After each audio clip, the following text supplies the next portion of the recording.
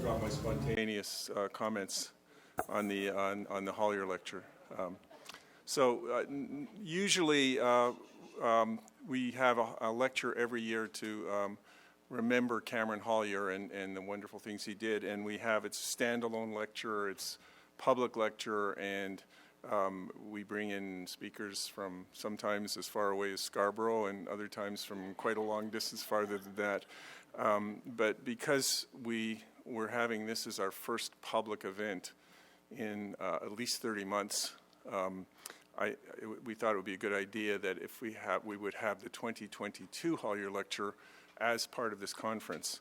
And normally when we have a Hollier lecture, we use the opportunity to talk about the Friends of the collection and all of our activities, but this is a special occasion, so I'm going to keep them short. And I just want to say that Cameron Hollier was the founding curator of the collection when it opened in 1971 at the old Metropolitan Toronto Central Library on St. George Street. And then Cameron died, we think, an untimely death in 2000.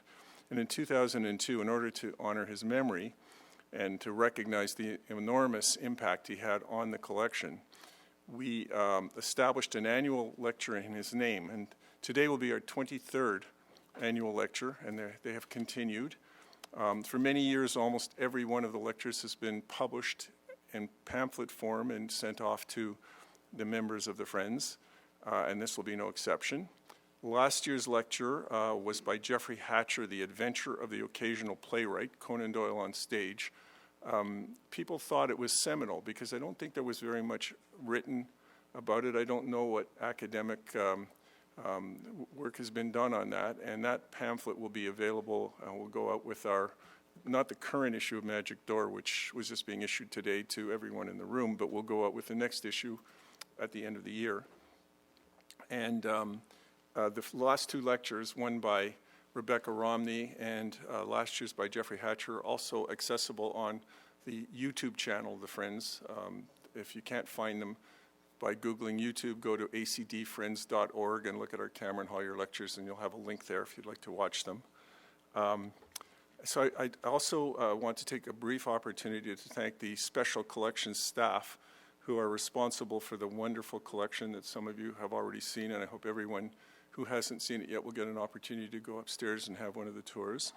I want to thank Allison Lennox, who is the manager of Special Collections you heard from this morning, who facilitates it and I think humors me.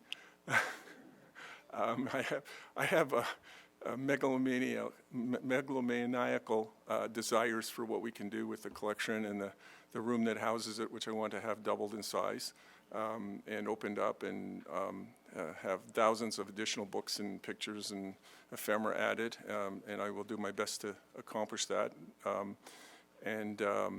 obviously want to thank Peggy Perdue, who ran the collection for many years, and although she's no longer running the collection, remains close in hand and still has the ability to dig deep into her own mind, and in about 47 different languages, I can't keep up, she may be 48 by now, help people with it.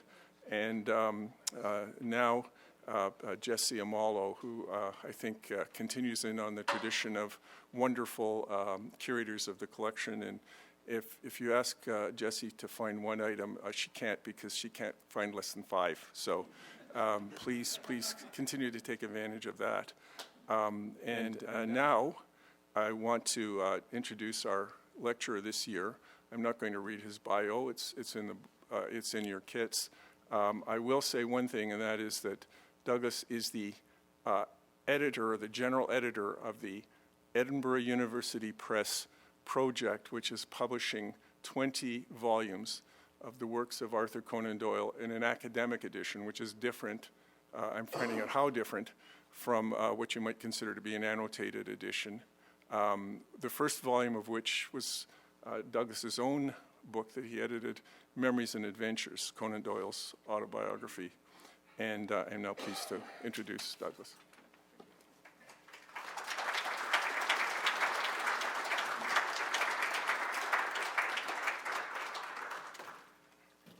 Good afternoon, everybody. This is certainly the most tuneful conference that I've ever been to, and you'll be relieved to hear I'm not going to spoil that by singing myself. This talk comes in two parts. So part one. "If I mistake not, Watson," said my friend as he looked down from the window to Baker Street below, "here comes our client now." "He seems a strange specimen," I remarked, as the visitor approached our door. "What can his business be?" "You know my methods, Watson. Apply them." "He's very poorly dressed," I observed, looking down to the street. "No doubt a gentleman who's fallen on hard times. He has a peculiar gait, jerky and uneven, probably the result of some injury, such as a kick from a horse. His pallor indicates a long period of inactivity or convalescence. See him peering at the number on our door. I fancy he suffers from some ocular condition, such as I have seen in men who spent too long under the blaze of the tropical sun. His fingers, as he adjusts his pince-nez, have a peculiar clubbed appearance, probably congenital." "Excellent," cried my companion. "And your conclusions?" I answered with some pride, confident for once in my deductions. "Our client spent his youth in the East in some outdoor occupation, a planter or a military man.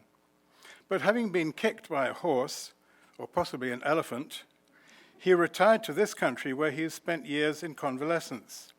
His poor eyesight and deformed finger ends have prevented him from doing even clerical work, and this explains the near destitution apparent in his shabby appearance." "Capital, old fellow," cried my companion. "Your deductive powers are undimmed, I see. But alas, the conclusions you draw are, as ever, totally wrong." His tone, though habitual, was still somewhat offensive. "No doubt," I replied stiffly, "you're about to give me the benefit of your own analysis." Nothing simpler. Our visitor's stooped and shambling gait is not the result of injury, but of months on end spent in ill-lit and cramped library stacks. His sedentary life in academia also accounts for his pale complexion and unhealthy appearance. His clothes speak to the dreadful dress sense of those in his profession and to its notorious lack of pecuniary rewards. His eyesight has been ruined by poring over manuscripts and staring at a computer screen. And his fingers attest to hours on end at the keyboard. His spasmodic movements show that this occupation has also taken a severe toll on his mental health." I cried out in horror. "You don't mean—" "Just so," he interrupted. "This pathetic specimen is a scholarly editor.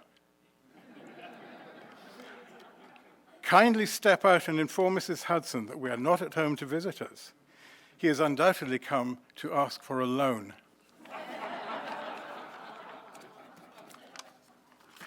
Part two.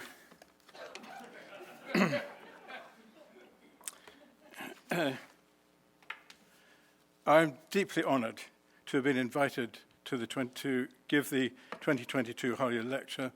My enormous thanks to the organizers who put on such a wonderful spread for us today and in the coming days. I've been invited, I guess, as Cliff told you, the general editor of the Edinburgh edition of the works of Arthur Conan Doyle. Why a scholarly edition of Conan Doyle? It's a question that can carry two different inflections. Why a scholarly edition of Conan Doyle? Or why a scholarly edition of Conan Doyle? You might imagine the first question being raised in the professional academic community, expressing doubt about the suitability of this author for the treatment of scholarly editing. And the question with the second inflection could well come from many of the non-academic members of this audience, the community of Conan Doyle enthusiasts who may be quite happy to read the master in any edition that comes to hand, and may be unenthused at the prospect of his being buried under a mound of annotations, scholarly apparatus, and pedantic footnotes, and marketed at an exorbitant price. I will do my best to answer these questions in turn, and in the process to admit you to the workshop or engine room of the scholarly edition. So first, the academic question. What makes Conan Doyle a suitable subject for scholarship? If you look in the darker and perhaps less visited stacks of your library, where sets of handsome uniform volumes bear the names of Samuel Johnson, Thomas Carlyle, Walter Scott, and the imprimatur of a university press, you're going to be struck by the impression that an edition of somebody's collected works is a mark, among other things, of prestige. No point in lavishing scholarly labor on a trivial or ephemeral author.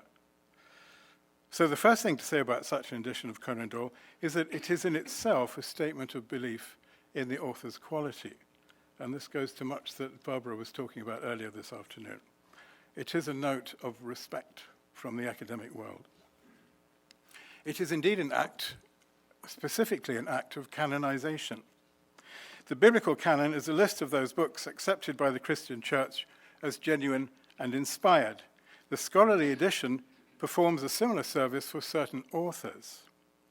But not long ago, it would have seemed strange, indeed scandalous, to most literary scholars to see Conan Doyle anointed in this way.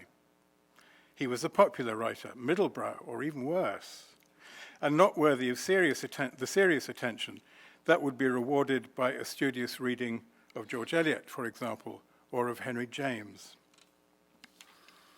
100 years ago or more, universities which had allowed English literature into the curriculum were nervous about the new subject's status. Was it not perhaps too easy compared with the studies of the Greek and Latin classics, which had dominated the humanities curriculum for centuries, and which required at least a linguistic apprenticeship undertaken at school? You had to learn Latin and Greek before you came to university to study them. What was the point of going to lectures about books you could buy in the station bookstall? All new professions, as a matter of fact, start with an inferiority complex. This is true of medicine, this is true of law and other professions. And this was certainly true of the professors of the new discipline of English. So they did what new professions always do. They erected barricades around their subjects, barricades of expertise, and set about creating a new technical language to talk about it, which excluded people who hadn't been educated in it, to make it seem exclusive, expert, difficult, and important, and expensive, incidentally. These days, these functions of exclusion are performed by an abstruse language of critical theory with which only adepts are comfortable. But in earlier times, academic respectability was confirmed by keeping out of the curriculum the work of authors deemed too easy, too modern, too popular, too ephemeral, and lacking the philosophical depth and historical penetration of weightier literary work. Students, the argument went, could consume that sort of stuff in their spare time, on long railway journeys, or on holiday. So, no Conan Doyle on the syllabus, and certainly no scholarly edition. If literary criticism was practiced on an author like Conan Doyle, this was done as a sort of donnish joke, the hands of Ronald Knox, for example. And this tradition of light-hearted Doyleism continues to flourish in exemplary ways in the work of many irregulars, bootmakers, and so on, whose practice and enjoyment of Doyle studies has a strong social dimension, as we see here today. In fact, this division in the academy between works worthy of serious study and other works that were merely for entertainment mirrored a divide in the writing profession itself in Conan Doyle's lifetime. And here I've put him alongside a number of his contemporaries, some older and some younger. And there will be a quiz at the end to identify who's who there. But my point is this, that a line was drawn between literary and popular fiction in the late 19th century, when developments in education and publishing practice were producing an unprecedented growth in the production and consumption of literature and journalism, and the early forms of mass culture. And this comes from a huge increase in mass education, much larger readership. So on one side of this divide loomed the complex and subtle novels of George Meredith and Henry James, they're both up there, attracting a relatively small but select readership. On the other, a proliferation of what we now call genre fiction, such as sensational and adventure tales, supernatural and ghost stories. This is a list that will be familiar to you from this afternoon's discussion. Supernatural ghost stories, espionage and crime fiction, romance, love stories, scientific romances, and yet more specialized forms like the dynamite novel, that's a good one, or the tale of redemption on the imperial frontier. Some literary practitioners themselves may have endorsed this bifurcated model, while still desiring to have their cake on one side of the divide and eat it on the other side. Joseph Conrad, for example, when he's up there, haughtily dismissed the likes of Grant Allen, Murray Corelli, and Hall Caine, while often deploying and transforming genres and tropes of popular fiction in his own novels. So he's sort of being snobbish about them, but he's also exploiting their popularity in the attempt to increase his own sales. Although Sherlock Holmes gave him the kind of popular success that eluded Conrad for most of his career, Conan Doyle himself was, as we all know, notoriously rueful about it, and felt that the popularity of his detective stories had landed him with an unwanted reputation as a mere entertainer, while his own ambitions were loftier. And there's a famous quotation which actually comes from Memories and Adventures. "All things find their level," he said, "but I believe that if I had never touched Holmes, who has tended to obscure my higher work, my position in literature would at the present moment be a more commanding one." An interesting metaphor of height and lowness there. High culture, low culture.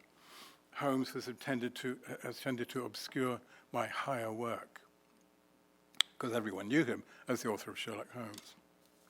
All things find their level. Students of Conan Doyle do not now feel the need to be apologetic about his popular work. Darryl Jones, who's one of my editors, has described Conan Doyle as, quote, "the greatest genre writing Britain has ever produced." I found myself using that quotation in almost everything I write about Conan Doyle. The greatest genre writer Britain has ever produced, and I think he's probably right. The hierarchical assumptions I was talking about that excluded genre fiction from the canon and the curriculum mean less to modern readers, frankly, and to modern students. And the arrival of Conan Doyle on the syllabus also has a lot to do with the different ways in which literature is taught and studied today, particularly at universities, but also in schools, I believe. Conan Doyle might feature today in courses on short fiction, on the Gothic, on crime literature, the historical novel, science fiction, medical humanities, the literature of empire, of spirituality, or sport. He can turn up as a case study in the history of the profession of letters or the culture of fandom. The presence of Conan Doyle in the curriculum reflects and is sustained by a fast-growing body of serious critical work about his writing. These are the conditions that have produced and that justify a scholarly edition of his work. This diversity, however, would not count for anything if Conan Doyle was not worth reading. I have argued elsewhere that we can look in his work for the three qualities which T.S. Eliot found to justify his high opinion of the poetry of Tennyson: abundance, variety, and complete competence. It's Eliot talking about Tennyson. The abundance is there to see. Conan Doyle wrote for a living with a Victorian industriousness, and he went on writing until the collapse that preceded his death in 1930. His variety can be judged in two ways.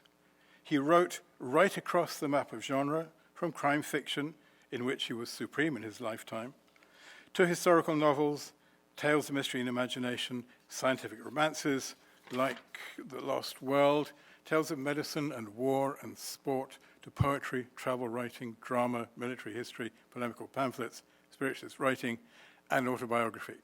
That's pretty much the whole lot. And this writing carries with it an unusually varied spectrum of lived experience. And again, this goes back to what you were talking about. As a writer, Henry James, who's up there, envied Joseph Conrad, who's also up there, envied Conrad his youth of travel and adventure. Conrad, you know, had been a sailor in his young days. But Conan Doyle drew on an even broader knowledge of the world, I would argue. His knowledge of the world included Arctic whaling, the professions of medicine and literature, candidacy for Parliament. Imagine Conrad standing for Parliament. Service in a military hospital during a deadly epidemic, campaigns against injustice like the Edinburgh or Slater cases, travel in 4 continents, field reporting on 3 wars, field reporting, actually being there at the front. Cricketing for the MCC, not everyone gets to do that. Apostasy from Catholicism, a major event in his life. And wide experience and research in spiritualism, of course. Also, residence, I think this is important, residence in the capital, the suburbs, the country, and overseas. He'd lived in all these different kinds of locations. All these things find their way into his writing and make him a significant chronicler of his time.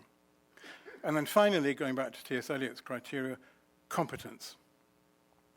Except in crime fiction, he was not a great literary innovator, but he perfected a simple, direct, and expressive style that respects and helps the reader. This is very important, style that respects and helps the reader, because not all style does that. Sometimes it does the opposite, doesn't it?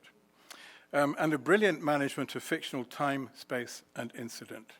This style is a serviceable instrument that enables him to be one of the great masters of narrative in all English language literature. That's the claim I make for him. One of the great masters of narrative in all English language literature. Now to turn to the other inflection of the question, why a scholarly edition of Conan Doyle, which might be asked by readers of this author who are quite happy with any of the many editions in which his work is available. The only way to answer that is to take you into the workshop of the edition and give you some sense of what it entails and what it produces. Okay, so let's go back to the start. Where does this come from? If you believe the time has come for a scholarly edition of an author, first you'll need a good academic publisher willing to commit to it. In our case, the initiative actually came from Edinburgh University Press, the publishing house, of course, of Conan Doyle's own alma mater, having been a student at Edinburgh, in the city where he was born. Edinburgh University Press, a small but highly respected academic press, embodies a great tradition of Scottish letters in particular, Scottish letters and learning, and was already publishing scholarly editions of Walter Scott, James Hogg, Robert Louis Stevenson, and others. So Conan Doyle takes his place from Edinburgh's point of view as a Scottish writer, indeed an Edinburgh writer. Okay, so you've got your press. Then you need to appoint a body of scholars to serve on the board, which will oversee the edition, and to recruit suitable editors to sign up for each volume. We have actually 22 volumes rather than 20. You will need to work with the board and the publisher to establish the editorial principles, which are set out in a manual given to each volume editor to ensure uniformity, and then to decide on the structure of the edition. In our case, not a complete works. We decided for this prolific author that it would not serve his reputation to publish everything that he had published. Though we were determined that all the significant forms and genres should be represented. I was reminded recently by Mark Chapman that, in fact, Conan Doyle said very much the same about Stevenson, Robert Louis Stevenson. He said, they shouldn't publish everything that he wrote, just publish the best. That's the best way to serve his reputation. So, all significant forms and genres should be represented. The structure of the edition is shown in this chart, with omissions which will annoy some people. I don't want to leave this chart up too long because people will start to spot things that are missing, and then I'll get some rude questions at the end. I do defend myself. I have already had to defend myself today on the grounds of, by saying that this structure is actually open-ended and other titles will be added, possibly. So there we go. You can see it's 22 volumes, but it's more than 22 books because several of these volumes bundle together too, like A Study in Scarlet and the Sign of Four are a single volume. It's divided more or less in half at about 1900, early and late work, so we're starting on the first tranche, mostly the 19th century work. So 22 volumes, that's what we have in mind. One volume is already published, that's my edition of Memories and Adventures, of which you can see a copy over there. But if you want to buy a copy, you better start saving up. However, there is a flyer there that offers you an extremely generous discount from the press. So that's our scheme. And as I say, I think it represents, though it's not complete, it does represent all significant forms and genres. So we've got that. Then each editor writes a proposal, which is externally reviewed by independent experts, and then has to be approved by the editorial board and by the publication committee at the press. And then the editor gets to work on the text. But what is the text? The answer to this question is usually multiple, and the editor has to assemble the different versions or states, which we call witnesses, and to establish a priority among them. The states of each of Conan Doyle's books may be different. There may be one or more manuscript versions. Crucially, these may or may not be available to scholars. Some are in libraries which are happy to share them. Others may be the property of relatives or eccentric collectors, not always ready to open them to the scholar. After the manuscript, there may be a typescript, usually produced by a third party. Then, for a writer of Conan Doyle's generation, almost always a serial edition, as famously the Home Stories were published by the Strand, but most of the novels too were published serially first. And then when the serial finished its run, the book came out as a single volume. And at every instance of print, there may be proofs corrected or altered by the author. Then finally, the book form. Our policy in this edition is to use the first London edition as our base text. That's the uniform policy across the edition, though individual editors are free to argue for using a different base text. So the first London edition, and then Conan Doyle, advised by his agent A.P. Watt, for this is the early age of the literary agent, used a large number of different book publishers, just as he had his work serialized in different magazines and even newspapers in Europe and in America. So there's a lot of stuff there, a lot of texts, and each one probably a little bit different from the others. Then there will be an American edition of the book. How different is it? Then the book may have appeared in the author's edition of 1903, and it may have appeared in the Crowborough edition of 1930. If there are significant differences between these versions, they will have to be collated, which means they first have to be painstakingly transcribed into basically Word documents. Then their variants are recorded and compared, and decisions taken in each case as to which version to follow in creating the authoritative master text. For an author, we need to remember every single word is a tiny decision. It's not automatic.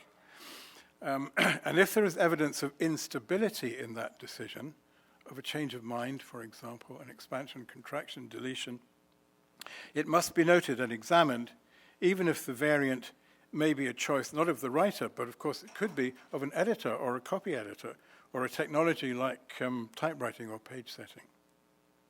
So I can best illustrate this, I hope, with an example of Memories and Adventures. This is the volume that I've done. I decided for this, there were 4 witness texts that needed to be collated. The manuscript, MS, the serial version, most of it serialized in the Strand, but not all, because some chapters first came out in Cornhill and elsewhere. Some chapters were not serialized at all. The first British edition, 1924, and a revised second edition published in 1930, the year of Conan Doyle's death, in fact, published after his death, in 1930. The book appeared years after the author's edition of 1903, which is a relief to me, so I don't have to worry about that. And I had decided there were not sufficient differences in the American edition or in the Crowborough edition of 1930 to warrant putting them into the collation process. So 4 witnesses then for collation, and they all had to be transcribed, and that takes a while. Now, the manuscript of Memories and Adventures, A manuscript of about 3/4 of the book is held at a university library in the United States, Mount Holyoke College in Massachusetts. And they were very generous in making it available to me. It looks like this. This is the first page. And the first thing that is a relief to the editor is to see how clean the handwriting is. And also how usually decisive it is. As you can see, not many, that's probably a bit too small for you to see, not many crossings out and changes of mind. Handwriting is mercifully clear, unusually clear, of course, for a doctor. And the writing is bold and fluent. It does not betray many second thoughts, and this immediately tells us a great deal about what kind of writer he was and what kind of man he was. That's how he wrote. Let me draw attention, however, to one interesting change, and this is one that concerns the author's mother. It happens in chapter 1 of Memories and Adventures. Here are his parents, a self-portrait from the mirror by Charles Altamont Doyle, and on the other side, Mary Doyle, his wife. This portrait of Charles seems to me slightly creepy, because there's his wife looking over his shoulder, and anyone who's seen Conan Doyle's spirit photographs will find this a rather familiar trope, yes? Anyway, there it is. So he's talking about his family, and he's talking about the financial difficulties of his family in Edinburgh. Now, I'm afraid this is probably too small for you to see, but the bit that I'm looking at comes at the bottom of the left-hand page. He says, my younger sisters, Lottie and Connie, my noble sister Annette, who died just as the sunshine of better days came into our lives, went out at a very early age as a governess to Portugal and sent all her salary home. My younger sisters, Lottie and Connie, both did the same thing, and I helped as I could. And then perhaps you can see he's deleted that sentence, and I helped as I could. And then he's thought about it for a bit, and then he's put it back. It's a little, I call these little dramas of editing. There are moments when you suddenly get an insight into what's going on. What's going on here? I suspect the decision was motivated by modesty. He didn't want, after writing I helped as I could, he didn't want his own contribution to be seen as equal to that of his sisters, who'd made great self-sacrifices. So he took that out, took it out of modesty. But then, if it wasn't there, it looked as if he wasn't doing anything to help out, so he puts it back. That's one thing. There's a more serious change actually at the top of the next page. And this concerns his mother.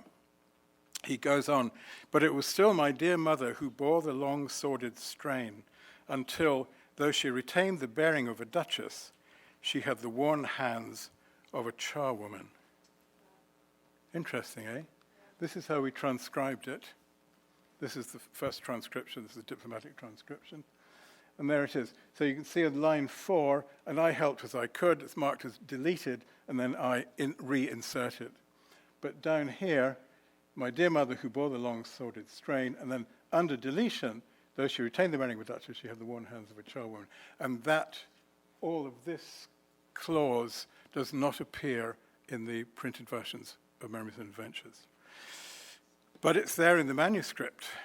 So what's going on here? The second part of the sentence is clearly deleted by the author himself. It is a telling moment. It's another and more important textual drama, I think. Here we've got a mixture of pride and shame. Owen Dudley Edwards, a great scholar of Conan Doyle, reminds us that Conan Doyle believed that his mother, a few years dead in 1923 when he wrote this, could see and read what he was writing about her. So, the picture of Charles with Mary standing behind him, in a sense applies to the author Conan Doyle as well. His mother is looking at what he's writing, and believes this, I think, in a literal sense. What would she think about that? Okay, she would like the bit about being a duchess, but would she be glad for the world to be told that she had the hands of a working-class cleaning woman? So he removes it. Mary Doyle, after all, traced her own ancestry back to medieval Percys and Plantagenets, royal. Would she have wanted her son's readers to know that she had the hands of a manual worker? So this is how we transcribed it. We can't, I'm not allowed to reinsert this into the main text of Memories and Adventures because clearly the author has taken the decision to delete it and it's gone. I have to respect that.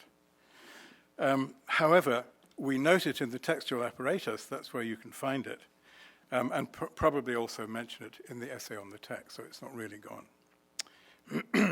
So these are the kinds of things that you can discover when you're editing, particularly manuscript. The serializations are usually straightforward, though there are exceptions. For his chapter on Arctic whaling, Conan Doyle, we discover, cannibalized an article he'd written for The Strand as long before as 1897. So he'd written stuff about whaling. So you can see what he does. He tears out the pages from the original Strand where the article was published, and he works on it. And he deletes some bits, scores out others, and he adds whole pages worth at the end. So it becomes a very difficult thing to edit. He does something similar with some of the South African material, some of the Great War reporting, where incidents had first appeared in newspapers. So he's not above, if he's written about something before, he's not a fool. You know, he can use some of that stuff, re-edit it, remaster it, as we might say, and produce it in Memories and Adventures, though most of the chapters in Memories and Adventures are entirely original. So we have to transcribe all the relevant witnesses, 4 in the case of Memories and Adventures, and we have to note every instance where they differ. I can reassure any prospective volume editor who may be listening that there are now computer programs that produce collation lists. Imagine being a Shakespeare scholar before the 20th century. Oh. But of course, so the computer will give you a printout of all the variations between, in my case, 4 different versions of the book. But the computer, of course, does not make decisions. The editor has to make decisions. The editor has to decide which variations to follow, the principle being to accept what is known to be the author's latest decision unless there's a good reason to do otherwise. So in the case of The Hands of the Charwoman, we take it out. We leave it out, I should say. Meanwhile, all these significant variations are then tabulated in the critical apparatus, which is published after the text. Here's a page taken at random. So here you can see the critical apparatus, which notes all the variations in different texts. On the left-hand side, the page number and line number, and then the different variations. So, for example, let me see. After the page and line number, the first thing you see is the wording as it appears in my version of the text, as it's printed in my Memories and Adventures. But after that, it's followed by alternatives from other witnesses, which were not used or not chosen. This example happens to cover a chapter which was not serialized, so the options are MS, the manuscript, E1, first English edition, and E2, the second edition. In this case, you can see in the second half of the page a long passage about Madame Blavatsky, the guru of theosophy, which is in the manuscript, but is omitted from the book versions. I think this is very interesting. There's a lot of grumbling about Madame Blavatsky in the original manuscript. And he says, for example,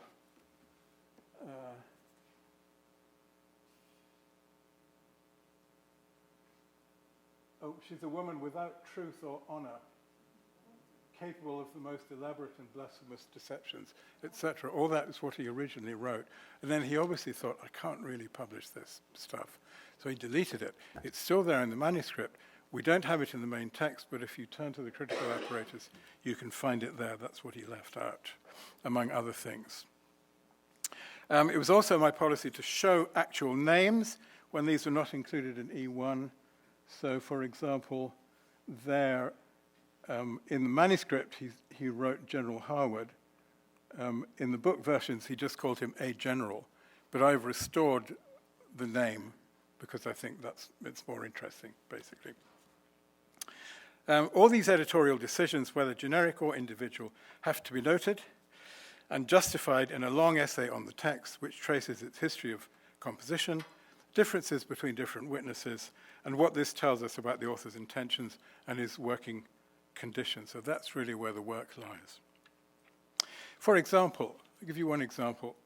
It became clear to me, working on Memories and Adventures, that in the serializations in the Strand magazine, Conan Doyle was tending to shield his readers from controversial issues and from anything that might be construed as vulgar, from detail of his spiritualist beliefs. So he leaves these things out of the Strand versions. From time to time, this is the virtue and also the pleasure of collation, we can watch this material appear in the manuscript, disappear in the Strand version, and then reappear in the book version. So it's something about his relation with his Strand readers that is causing him to produce for them a version of the story which is rather more bland, less likely to be offensive. For example, in the Egyptian chapter, when he comes back from his adventures in the desert, he goes into the bathroom to wash up, and somebody comes in and says, the war has started with the Mahdist forces. In the Strand, he doesn't mention it was in the bathroom. So, that kind of thing. So he seems to be protecting his Strand readers. What's going on? These evasions, I think, are most likely not the result of censorship, but of a compact or understanding between Conan Doyle and Greenhouse Smith. It seems unlikely that the Strand could have excluded these things against the author's will. They're not censored by the Strand, but he was determined to see them in the final and lasting form of the book. Okay, now, yeah, that's right. The structure of the scholarly edition looks like this. This is Memories and Adventures. Other editions won't have exactly the same proportions. But this is what you get. Front matter, that's the acknowledgements, the general editor's preface, the chronology of Conan Doyle's life, 12 pages. Introduction, 20 pages. The introduction by me. Then Conan Doyle's own text, remastered, 347 pages. An appendix, I wanted to put in an appendix because for the 1930 second edition, he wrote a new final chapter. I wanted actually to end the book with the original final chapter of The Psychic Quest, but I wanted readers to see what the new final chapter was, so that's there as an appendix. Essay on the text, this is really bibliographical, 28 pages. Textual apparatus that I was showing you, 74 pages. God, that's a labor. Explanatory notes, 79. So it's a total for Memories and Adventures over there, creating a fat volume of 582 pages. Now, when I totted these up to give this talk, even I was alarmed to see that I've written nearly 80 pages of explanatory notes. My main excuse is that this is Conan Doyle's autobiography. It is absolutely full of names. He was immensely sociable. Compare him with Kipling, for example. Kipling locked himself away down in Burridge in Sussex. He got his wife to turn away all visitors and so on, concentrate on his work. Conan Doyle was forever going out to lunch, out to dinner, out to visit, out to stay, out to travel. He was immensely sociable. He traveled extensively. He knew everybody. And of course, not just in the literary world, but political, military, scientific, journalistic, and so on. And while some of these names may be familiar, like Lord Kitchener, many are not, and all of them have to be glossed to help the reader. If the reader cares to turn to the last section of the volume, it's not compulsory to read the notes, but I hope you do if you're reading the book, because there's a huge social history of Britain there from Conan Doyle's lifetime. But explanatory notes are like heroin to the pedant, at least they are to me. They're hard to resist. I absolutely love doing explanatory notes. And my explanatory notes, I mean, you think 79 pages is bad, you should have seen the original. So I had to cut, this is addressed particularly to Sheldon, I had to cut, I should think, a third of the explanatory notes that I originally wrote. But I've still got them somewhere, and we'll probably put them up on the web.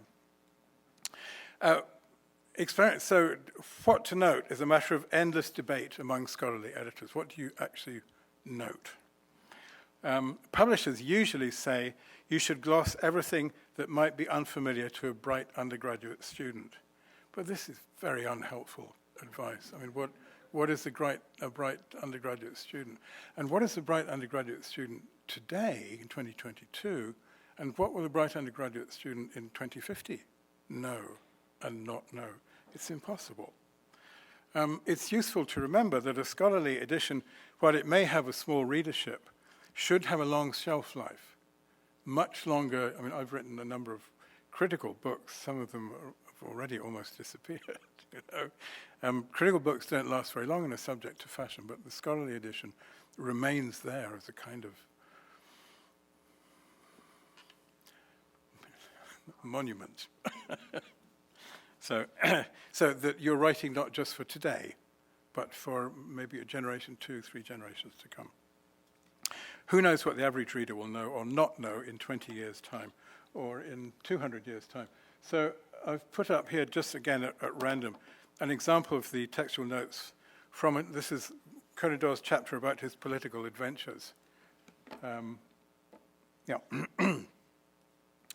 2 times that he stood for Parliament. So what have we got here? I gloss Sir Robert Cranston. I bet nobody in this room has heard of Sir Robert Cranston. I hadn't.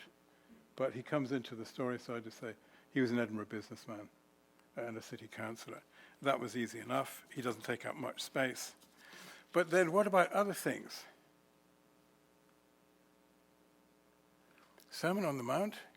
Should I have given a note for Sermon on... Doesn't everybody know what the Sermon on the Mount is and what it says? Do they? I don't think they do, or I can't guarantee that they all will in a generation or 2. And because he makes a political speech where he quotes from the Sermon of the Mount, I give a gloss there to explain what it was. What about hornpipe? How many people know what a hornpipe is? Oh, that's interesting. I thought that a majority of people would know what a hornpipe is, but I was obviously right then to gloss it. A hornpipe is a tune for a sailor's dance. Okay, good. I'm relieved. I made a correct decision there. Further up, there's a bit about Nelson's publishing firm, which is a famous Edinburgh publishing firm. When I wrote that note, I originally included the interesting to me, information that the novelist John Buchan was literary editor to this Edinburgh firm, to Nelson's. And later that John Buchan dedicated his novel, The 39 Steps, to Thomas Nelson. Very interesting, eh? But I was persuaded to take that out. This appointment, the appointment of Buchan to Nelson's, was only made in 1907, I discovered. And in this chapter, Conan Doyle is dealing with events in 1900, so John Buchan had to go. But I've still got him. I still have my Word document with all the stuff that I couldn't use. So I may produce that at some time. The apparatus, which I showed you earlier, may take the longest, but the main original intellectual work of the edition is in the essay of introduction. That's a serious piece of writing. And the essay on the text, a serious piece of scholarship. In the end, what do you have? In the end, you have, we hope, an authoritative text with a long shelf life, with an account of the text's genesis and its context, properly historicized. That's the point, properly historicized. This is now the basis for further scholarly work, textual or contextual. It all now has to come back to the authoritative text. Now, once you've got that, of course, various other things are needed to deepen academic understanding of Conan Doyle and therefore his reputation at this level. So, for example, a lot of work on the cultural and literary historical context to which Conan Doyle's text contributed. For example, the development of literary technologies of the day, such as serial publication, short fiction, science fiction, the Gothic. This is work that needs to be continued. And then, as part of that literary historical context, the historical issues with which it engages. For example, nationalism. hasn't been properly looked at. Particularly, one thing that's interesting me a lot at the moment is the relation between the British nations in Conan Doyle, the Scots, the English, the Welsh, and to an extent the Irish. Very interesting stuff there. Nationalism and the military state, the Irish question, understandings of race in Conan Doyle, which has been touched on earlier on today. A very difficult but necessary subject to investigate. His relation to journalism and the mass market, the institutions of the occult. My colleague Christine Ferguson, who's editing The Land of Mist, is an expert in that, so she will be contributing that stuff to her edition. For this work, authoritative and historically contextualized versions of the principal text are needed. We trust that subsequent scholarly and critical work will reference our volumes. Just as serious work on Mark Twain is based on the University of California edition, and work on Joseph Conrad on the Cambridge University Press edition. These are the premier editions. These editions are expensive, though, to repeat, a discount is offered to people coming to this conference. Pick up the flyer which is over there. And incidentally, there's a copy of the book there. Please do feel free to riffle through it and have a look. These editions are expensive, and they're mostly sold to libraries. That's the way it is. Don't complain to me about the price. Cheaper editions may follow, and we're talking to Edinburgh about this, perhaps leaving out the textual apparatus and stuff and making it a bit more accessible, providing cheaper editions of these. But in any case, I need to emphasize, in any case, volume editors and the general editors are paid nothing for this work. So don't blame me. It's too late to change your mind, by the way. Paid nothing for this work. And this, of course, helps to explain the down-at-heel appearance of your guest speaker, as noticed by Dr. Watson. The scholarly edition occupies a space, if a rarefied, on the map of what we might call the Conan Doyle culture. There is room for everyone on that map, including people who like to dress up as Professor Moriarty, others who still summon up the author to spiritualist seances, and in very large numbers, that stalwart of literature, the common reader, God bless him or her. Culture, by definition, is what we do together, as in our different ways, we honor what we share, in our case, an enjoyment of the work of Arthur Conan Doyle. Thank you very much.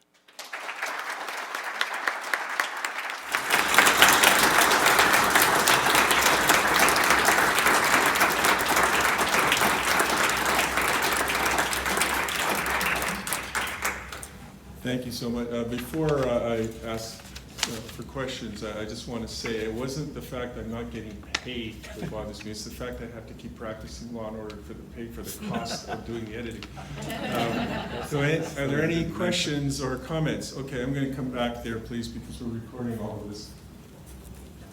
I'll move around.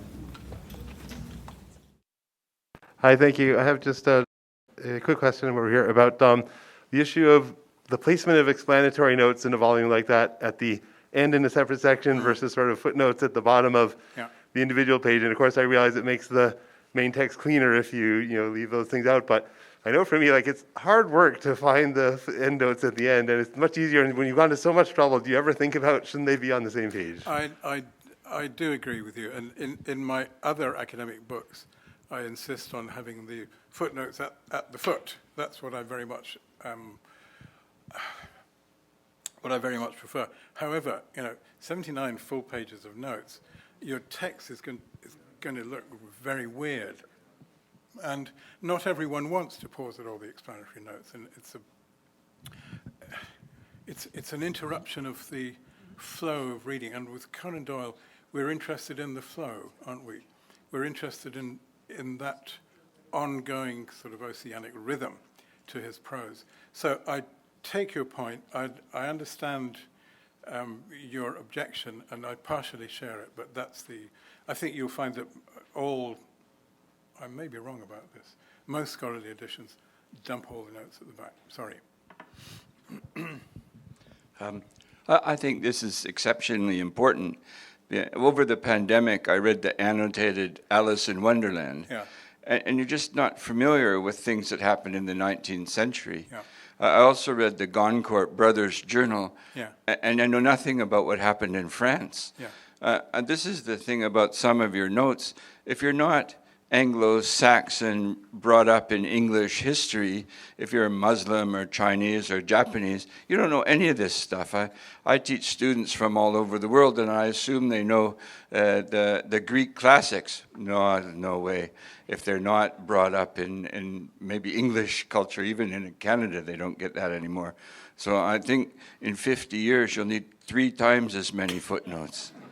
Well, I've got them. I've still got them. But thank you for saying that. I entirely agree with you. It is important, and you can't take too much for granted in a Conan Doyle reader. We want Conan Doyle to be read as widely as possible, don't we? To be read by people from very different backgrounds and even languages and so on. And we can't take very much for granted. A colleague of mine was arguing about whether he should footnote Jesus Christ. You know, it's a real question. So I think we have to assume, as far as possible, you can't put everything in. For one thing, it will enormously annoy most of your readers. You know, if I footnote Jesus Christ, you know, Son of God, born, CV, most people are going to be irritated, I think, by that. But there are indeed plenty of things which those of us who, I mean, nobody grew up in the same culture as Conan Doyle, but some of us are reasonably close to it. It's not all that far away. Things that may be that we wouldn't even think of as requiring explanation do require explanation from lots of readers. And indeed, with every year that passes, that readership needing those notes will become larger. So it's good news for me. I can restore all the bits that I've left out. Okay, thank you. That was all really interesting. Mike, I just wonder if you can address if you think that there's going to be easier or more difficult to do that sort of collected work from authors that are actually writing today. What I'm particularly made me think about that is you went back to the manuscript and you can see the line that he's taken out, whereas today when an author takes a line out on a Word document, it is gone. And it's highly, well, in fact, when an author hands their work to their publisher, it's going to be edited by the publisher, but it is finished as the author intended to be. There's no deletions. There's no, you can't see a little something that they added as an afterthought. So I'm just wondering how stuff that we're doing on computers today, do you think it's going to reflect future work that people do? That's a good question. I don't really know the answer to it. I do know some authors who do actually keep their manuscripts. And that's partly because they're hoping, if all goes well, that they will be able to sell the manuscript on in due course to a university library that might be interested. Google and Amazon, they record everything. Yeah. So, yeah, we're talking about sort of early emendation, like that thing with the hands of a charwoman. That's going to escape. So I think it will be different in some respects. I mean, the game changes enormously. It changes enormously with these new technologies. Think of letters, for example. I haven't written a letter for about 3 years. I mean, apart from, well, I don't even write to the bank anymore. Whereas you think of someone like Virginia Woolf, the extraordinary richness of those letters, which casts a profound light on her work and on her life. So there's going to be email archives, certainly, so that will be good, and some of them will go down to very trivial detail. But I think the death of the letter, I think, is a sadness to me. As for the actual process of composition, people write in different ways. Many authors still prefer to write out a longhand draft when they're first composing. I used to do that actually until only about 7 or 8 years ago, Now, unfortunately, I've just gone over to doing it on the computer. But some do that. It helps them. I think of Hemingway, actually. Remember Hemingway said when he was writing a novel, he'd sit there in that little apartment in Paris and write away in the fire on and thinking about going to lunch and everything. And then the next day, when he came to work, he would read the entire novel which he had written and then take it up at that point and continue to make sure that he was in the rhythm. Anyway, sorry, that's a digression. So I don't know is the answer. It's a very interesting question. A lot of this kind of stuff just won't be available anymore, I think, but some of it will. And some of it is deliberately now preserved by writers, just entirely for these purposes, so future scholars can make use of it, and therefore libraries might want to be interested in purchasing it. How many copies of each title will be published? And will it be the same number for each one? I expect that we will probably, actually, I don't know the answer to that, come to think of it. I imagine that the fiction will probably be, the Sherlock Holmes stories, for example, will probably have a bigger print run than, I was going to say Duet, but we're not publishing Duet. So some of the less known things, but I'm not sure. These things are expensive. They're they're bulky, though they are available electronically. The number of copies per volume, I'm not sure. Thank you for your description of what is really meant by a tome of that size and complexity. As I sat here, I couldn't help but casting my mind to the Oxford Sherlock Holmes. It's not that kind of volume at all, but it's rather interesting in that its annotations and the things it explains are much more towards Conan Doyle and the issues around Conan Doyle than it is to the Sherlockian game, shall we say. So, but it's for those of you who haven't seen the little volumes of the Oxford Sherlock Holmes, it's well worth looking at to compare to other annotated editions.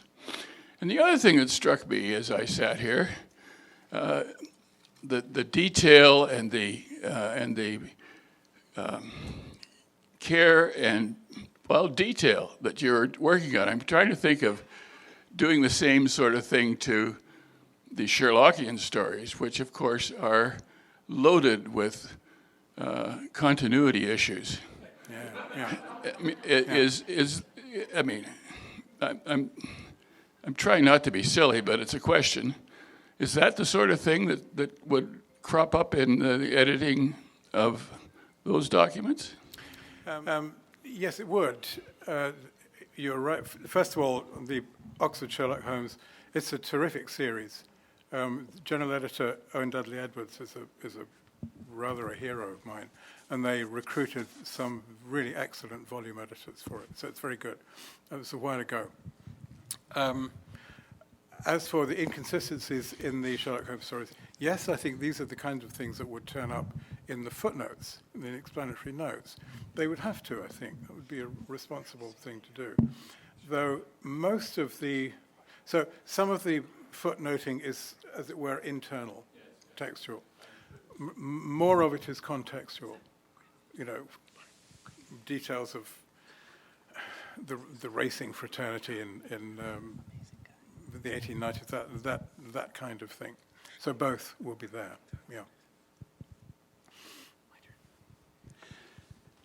Dr. Kerr, thank you very much for a wonderful talk. I would like to disagree with you, or hope that you're wrong about one thing, which is that libraries turn out to be the primary customer of this book. As an early, outrageously extravagant, impulsive buyer, I can tell you that this is a book that if you're a Sherlockian scholar, you want on your shelf, because this is the kind of book where you don't know how valuable it is until you come across something and you're curious and you crack this thing open And yes, the answer is there, and it's not what you thought it was. So here's hoping for a bestseller beyond libraries. But the question is, because there is actually a question here, not just a marketing pitch, you've written thoughtfully about Conan Doyle, the writer, in other contexts. Yeah. But there's nothing like doing a scholarly edition to fully expose all of your nerve endings to a writer. How has doing this work with this volume affected your own writing? How do you see Doyle infecting you at this point? Gosh. Thank you very much for what you say. Check is in the post. No, I'm very grateful. I mean, you are exactly, people in this room are exactly the kind of people that we hope will gain most from reading this book, whether you actually buy it or steal it from the bookshop or get it in the library. So thank you. I'm not sure, actually, that my opinion of Conan Doyle has changed greatly in the course of this work. I know a lot more about him, and more about him than I know about almost anyone else. But I undertook the work because of my respect for this writer. I don't think he's one of the great writers. Sorry. But of his generation, he is one of the most important. Plus, he's also one of the most enjoyable. And these are the two things that I would stand up for. So I'd already, as you alluded to, I'd already written a sort of what I call a cultural biography of Conan Doyle, a book published by Oxford University Press about 10 years ago. So it was on the basis of that Edinburgh University Press asked me if I was interested in doing this, and it was on the basis of that I said yes, because I did think, as I still think obviously, that this was a project that was worth doing and that would enhance our understanding of this important writer. And that understanding sort of on academic level, it's not for everybody, but it kind of filters down, I think, that's the hope, so that his reputation, in all the fantastic ways in which it proliferates today, will be somewhat enhanced by that. So I don't think it changed my mind. That's the short answer. I was confirmed in my views about him. Thank you. I have the book, and it's an amazing endeavor. But I gather from your chart that the memoirs will be the next one published. Looks like, yeah. Do you have an idea when that would be? It's in press at the moment. Publishers. I was having a conversation, was it yes? Sorry, I'm slightly jet-lagged, and I've met so many new people in the last 24 hours. I'm not. Okay, it's Friday. It must be Toronto, is it? Okay. I was recording an anecdote where an academic friend of mine was speaking to his little son, who was 4 years old, and the son said, "Daddy, what's a publisher for?" And he couldn't think of the answer. Publishers always take longer than you expect. I mean, they have a lot of work to do. Though in our case, Memories and Adventures and the memoirs, we sent them the typeset pages, so they didn't really have to do very much. The memoirs should be out early next year. I'm hoping, and you can't quote me on this, but I'm hoping that next year we will also have, if we are lucky, 3 or 4 more volumes. Stark Monroe Letters is coming sort of in tandem with Round the Red Lamp. The 2 medical volumes have been written by 2 colleagues. Both of those are pretty near to completion. The Adventures of Sherlock Holmes, being edited by my colleague Andrew Glazard, who wrote The Case of Sherlock Holmes. That is very near. I'm looking at the complete draft of that at the moment. And as I mentioned, The Land of Mist, though it actually belongs in the second tranche, because it's 1926, is it, Land of Mist? The editor for that just couldn't wait. So she's steaming ahead with that. So she's also near. So with any luck, and I'm touching wood, we should have another 4 or 5 volumes, say in the next 2 years. Others, or editors proceed at their own pace, and they're all doing other things. They're all busy working at the law and universities or libraries or whatever. So I can't really, I don't impose deadlines on them because I can't. They wouldn't keep them. So we have to be patient, give them a lot of help as they go along because they do need help. And with any luck, our 22 volumes, I think all but 2 are assigned editors already. 2 more are sort of in the negotiation process. So we are getting there. We need a bit of money. We need a bit of money for this. We're applying for a big grant at the moment, for which we are touching wood. Scholarly editions sometimes run into the sand, 3 or 4 volumes come out and then the editors lose heart, the project doesn't have the funding, the publisher's not interested anymore, and they just stop. But we're very much hoping that ours will, it's got a good momentum going. And we have very, very good people working in our edition. So fingers crossed. Well, thank you so much, Doug. We're going to wrap it up.